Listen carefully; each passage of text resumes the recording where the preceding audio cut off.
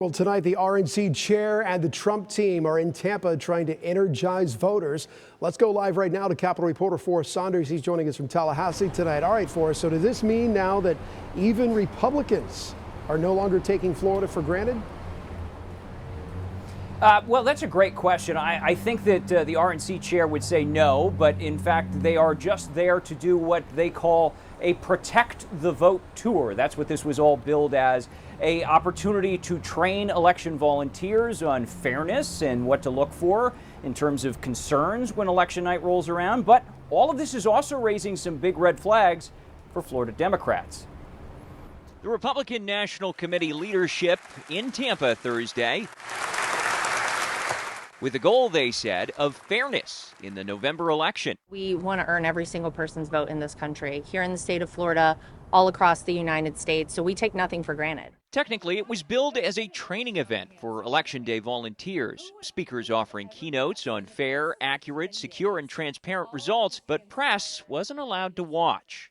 You explain why exactly you can't see the training as well? Yeah, look, and we'll be more than happy to get some of the conversation with you offline in terms of what the training is. I think just in terms of the people who show up to volunteer for it, to be able to go through that training, don't want to necessarily have to have that on air. But it comes as the GOP's candidate, former President Donald Trump, keeps saying stuff like this about the last election, which he lost. That was a rigged election, and it's a shame that we had to go through it. It's very bad for our country. All over the world, they looked at it. Trump's claims of fraud resulted in at least 62 lawsuits and defeats in all but one, which just gave the Trump team a small victory on ballot curing in Pennsylvania, but didn't change the results.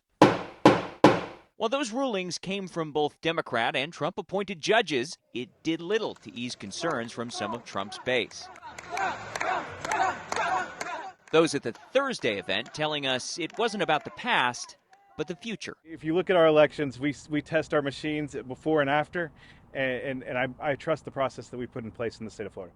Even so, the event itself raising red flags for Florida Democrats. I'll take you back to 2020 when our very governor said that Florida was the gold standard for elections in this country. That's the Florida House Minority Leader, Rep. Fentress Driscoll. In a press call, she voiced concerns that events like Thursday's were more about an effort to spread fear and disinformation to voters than to actually help them. What this suggests to me, this move by the RNC and Trump, is that they're already trying to lay down a case to question election results should and when Vice President Harris wins this November. The last time a Democratic presidential candidate won Florida was President Barack Obama in 2012. And since then, the GOP-controlled legislature here has made changes for voter integrity.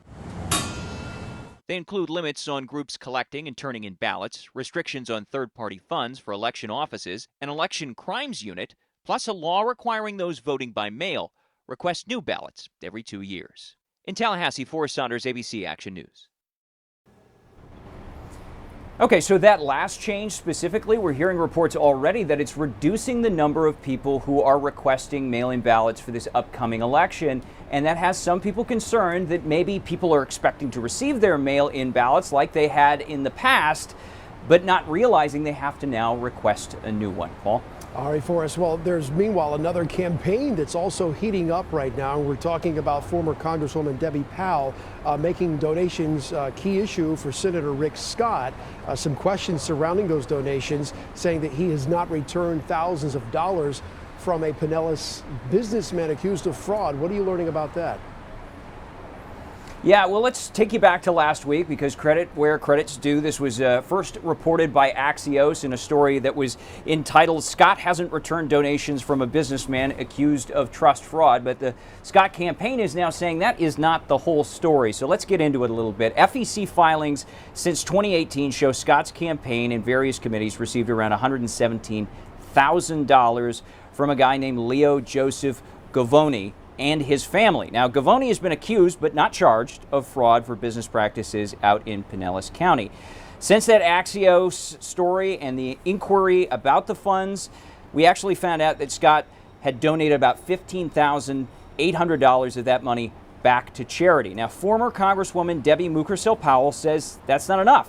She's the likely Democratic nominee for Scott's seat and condemned him during a recent interview we had.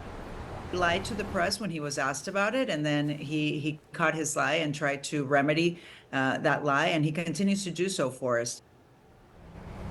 Now, Scott's campaign has fired back, saying every penny it received from Leo Joseph Gavoni this election cycle was donated to charity, and that he doesn't have direct control over the committees and PACs supporting him that also have some of that cash.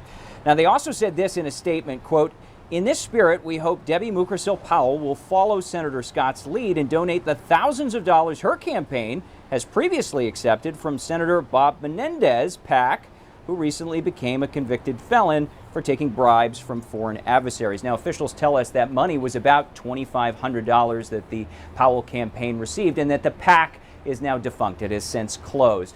So this has become a war of words about campaign contributions, and frankly, it's nothing new. This is something we see from almost every campaign in every cycle, Paul. Yeah, money in politics in the season of elections. For Saunders, live in Tallahassee, sorting it all out for us tonight.